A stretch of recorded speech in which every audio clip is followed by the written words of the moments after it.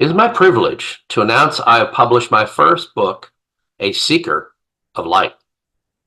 It is a collection of 15 essays by various Masonic scholars presented in Virginia Research Lodge over the years. I had over 100 papers at my disposal.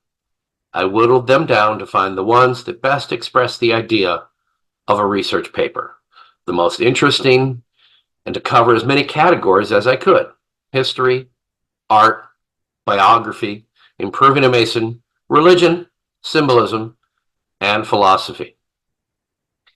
In these videos, I will offer a brief selection out of all of those chapters to give you just a taste of what you will find in this book. From John Dove by Robert S. Hughes, Jr.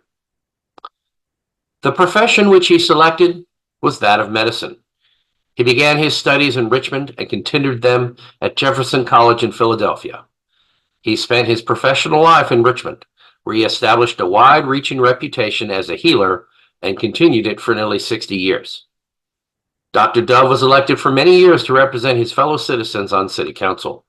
In this and every public situation, he was a man whose judgment could be relied upon for good, and his influence was not exerted for any special locality, but for the public as a whole. In the tumult of large assemblies, his suavity of manner was unchanged. He never permitted his feelings to cause him to forget the character and conduct of a gentleman. In December 1813, he was initiated into St. John's Lodge number 36.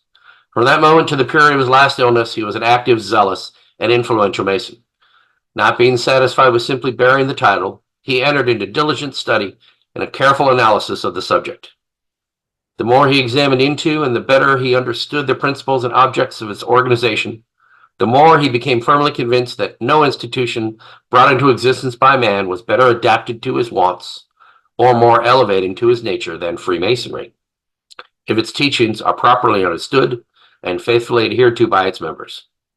On December 13th, 1835, he was elected Grand Secretary of the Grand Lodge of Virginia.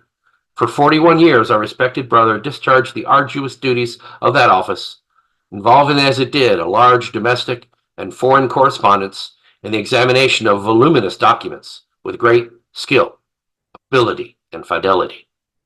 In 1814, Dr. Dove received the degrees of Royal Arch Masonry in Richmond Royal Arch Chapter number 3, and in due time served as its most excellent high priest.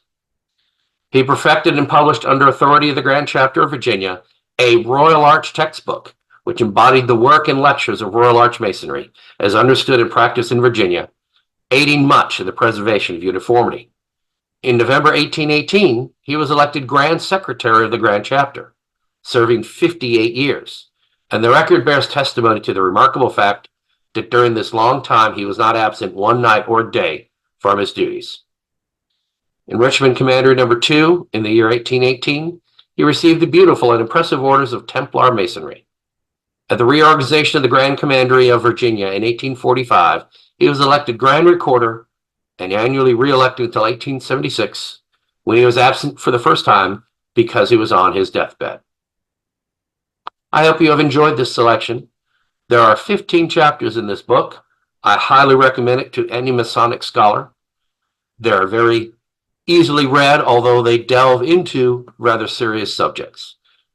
This book is available on Amazon in eBook, hardcover, and paperback form. Links will be provided in this video. Thank you.